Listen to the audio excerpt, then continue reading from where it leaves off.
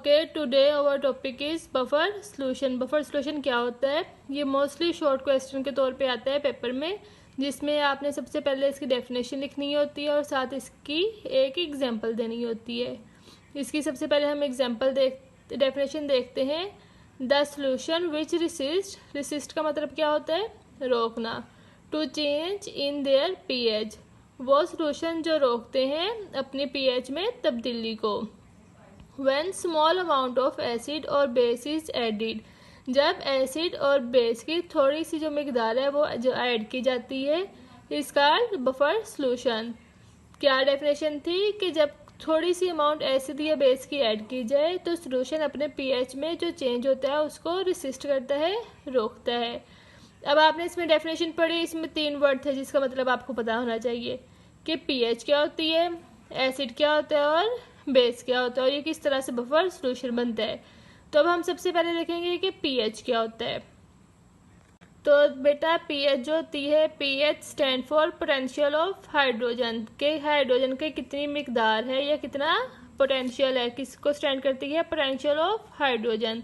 अगर पीएच की डिफाइनिंग आपसे पूछ ली जाए तो आप कैसे लिखेंगे? इट मेजर्स हाउ एसिडिक और बेसिक आ सॉल्यूशन और आ सब्सटेंस। ये क्या मेजर करती है कि जो आपका सॉल्यूशन या आपको जो गिवन सब्सटेंस दिया गया है वो कितना एसिडिक है या कितना बेसिक है।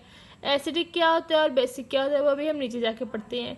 लेकिन पीएच क्या होती है, ये क्या मेजर करती है कि आपका सॉल्यूशन या जो आपका सब्सटेंस है वो कितना एसिडिक है या कितना बेसिक है। और पीएच किसको स्टैंड करती है?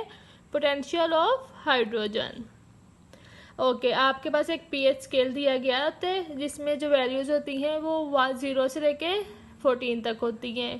ठीक है, कैसे मेजर करते हैं? It measure through a pH scale, जिसकी वैल्यूज कहाँ से कहाँ तक होती हैं? 0 से 14 तक। अगर तो पीएच की वैल्यू 7 होगी तो हम क्या कहेंगे? It means it is neutral. मतलब पीएच का स्केल है वो ऐसे ऐसे रोटेट करता है। ठीक है, ये यहाँ से 0 से 14 तक वैल्यू दी गई होती है, ऐसे ऐसे स्केल जो है वो रोटेट करता है। अगर तो जो उसकी वो है लाइन वो 7 पे आकर स्टॉप हो जाए, आपने सॉल्यूशन में डाला और पीएच का स्केल की वैल्यू 7 पे आ गई, तो आप क्या कहेंगे? ये जो सॉल्यूशन है ये हमारा न्यूट्रल है। पीएच की वैल्यू इसमें क्या है? न्यूट्रल।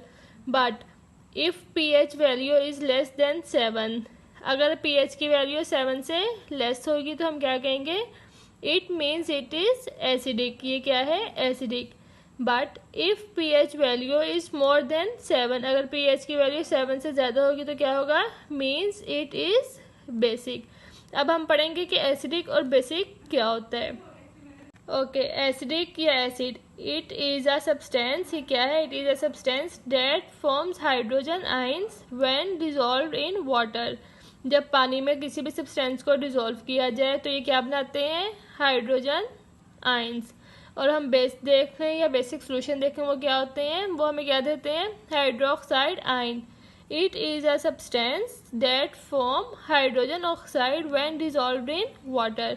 अब आपको पता चल गया बफर सॉल्यूशन क्या होता है, जो कि रेसिस्ट करता है चेंज इन पीएच में जब स्मॉल अमाउंट ऑफ एसिड और बेस उसमें ऐड की जाती है। पीएच क्या होता है वो आपको बता दिया। ओके, अब हम इसको ना एक एग्जांपल के थ्रू समझते हैं। अब इसमें आपने क्या करना है? आपने एक वाटर का ग्लास लेना है, ग्लास ऑफ वाटर लेना है। ठीक है, आपको इतनी बात पता होनी चाहिए, जो आपकी नॉर्मल पीएच होती है ना पानी की वो क्या होती है? 7। ठीक है, अब आपने क्या करना है? इसमें 1 से 2 ड्रॉप किसके? NaOH के 1-2 ड्रॉप इसमें ऐड कर देने। आपने वाटर लिया, यहाँ तक इसको फिल किया, इसकी पीएच थी 7, आपने क्या किया? NaOH बेस के 2-3 ड्रॉप्स इसमें ऐड किए। जब आपने 2 ड्रॉप्स इसमें ऐड किए ना, हमने नोटिस किया जो पीएच थी ना वो चेंज होगी 7 से लेके 12 तक। कहाँ से? 7 से 12 तक। 7, 8, 9, 10, 11, 12, 5 जो है पीएच स्केल का डिफरेंस आया। क्यों? हमने NaOH ऐड किया। तो अब हम ऐसा करते हैं कि हम एक बफर सॉल्यूशन लेते हैं, मतलब एक ग्लास लिया हमने, उसमें बफर सॉल्यूशन डाला। ठीक है, इसकी पीएच क्या है?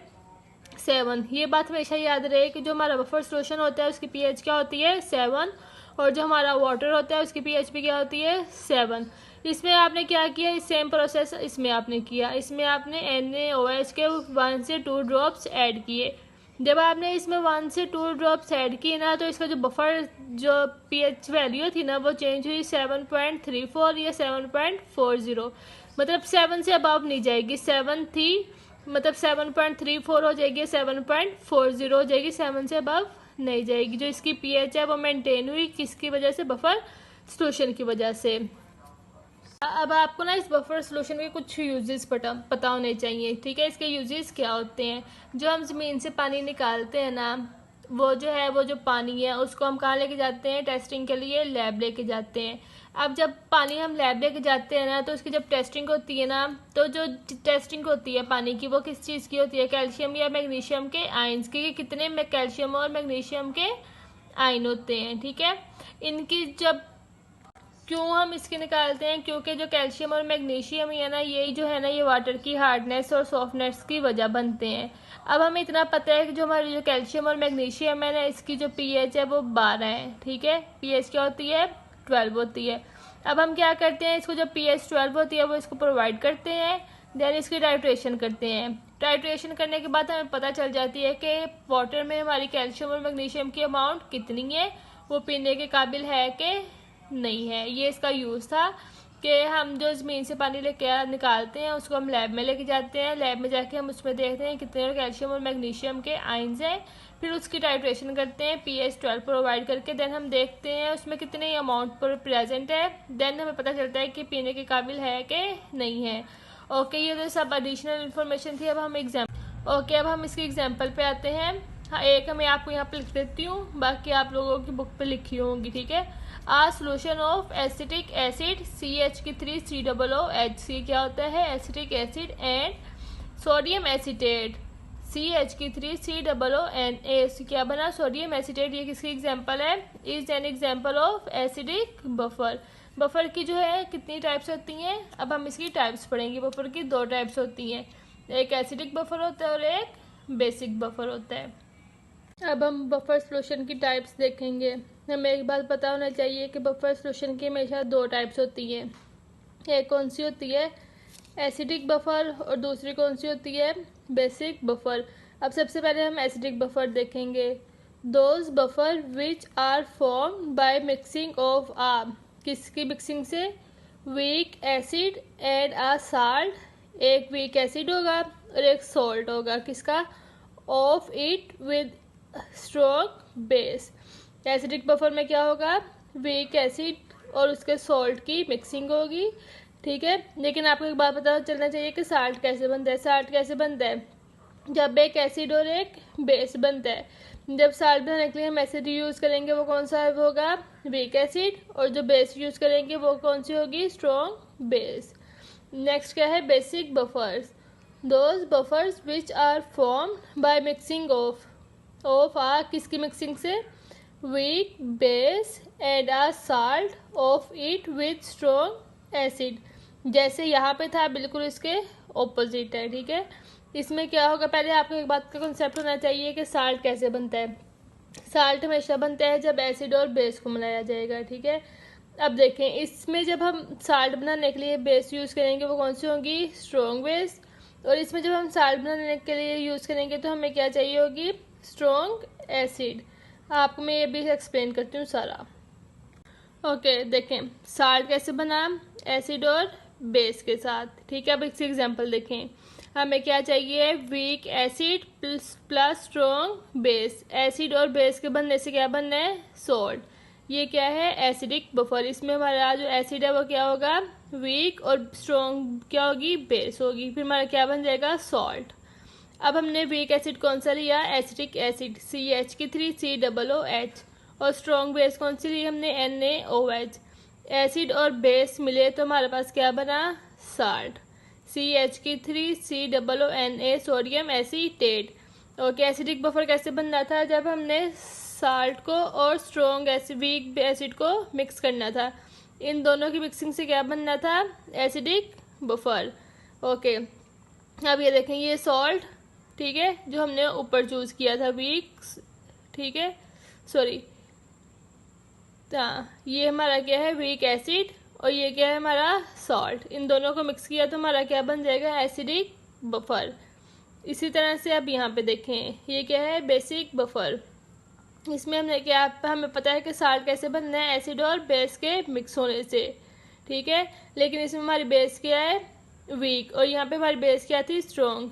वीक बेस हमने कौन सी लेनी है, NH4OH, और स्ट्रॉन्ग एसिड हम क्या लेंगे, HCl। इन दोनों को जब मिक्स में करेंगे तो हमारे पास क्या बन जाएगा, सॉल्ट, NH4Cl। अब इस सॉल्ट को और वीक बेस को मिक्स करेंगे तो हमारा पास क्या बन जाएगा, बेसिक बफर। सॉल्ट क्या हमारा बना, NH4Cl, और वीक बेस हमने कौन सी ली है, NH4OH। क्या किया हमने, साल्ट NH4Cl और बेस NH4OH, इन दोनों को मिक्स किया तो हमारा क्या बन गया, बेसिक बफर। इजी सी बात है। सॉल्ट कैसे बनना है, एसिड और बेस से। हमारे पास वीक एसिड होगा और स्ट्रॉन्ग बेस होगी तो सॉल्ट बनेगा एसिडिक बफर में, और इसके ऑपोजिट बिल्कुल होगा बेसिक बफर में। ओके, एसिडिक में आपको पता है कि जो पीएच होती है वो हमेशा लेस देन कितने होती है, 7 से। Their pH is less than 7, और बेस में क्या होती है, पीएच हमेशा 7 से ज़्यादा होती है। Their pH is more than 7। फिर आगे क्या है, Henderson equation for acidic buffer. क्या थी, हेंडरसन ने क्या एसिडिक बफर के लिए इक्वेशन दी थी, पीएच किसको रिप्रेजेंट करते हैं, एसिडिक को, ठीक है। Potential of hydrogen is equal to pKa, a की किसको रिप्रेजेंट कर रहे हैं, एसिडिक को, plus log salt over acid, ठीक है। अब यहाँ पे Henderson equation for basic buffer का लिए देखें, पीओएच क्या होती है, OH क्या होते हैं, बेस, ठीक है। POH is equal to PKB, b किसको रिप्रेजेंट कर रहे हैं, बेसिक बफर को, plus log salt over base.